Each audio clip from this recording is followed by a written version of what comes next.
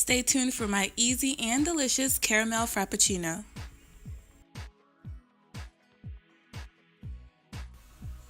First, you're going to need some cold coffee. I'm using Kona Red brand Hawaiian Vanilla, but you can certainly use whatever you have on hand. Just pour in 1/2 cup into your blender,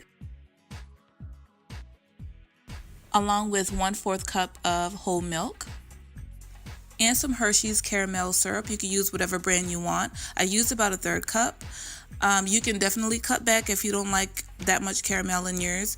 And then you also want to put in 2 cups of crushed ice and blend until smooth. I almost forgot sugar. You only need 1 tablespoon of sugar.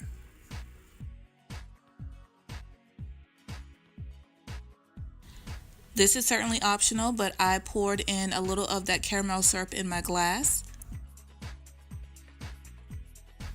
and poured in my Frappuccino.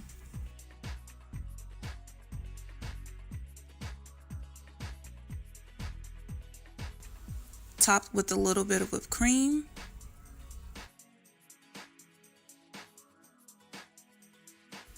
And because I'm extra, a little bit more of that caramel to top it off.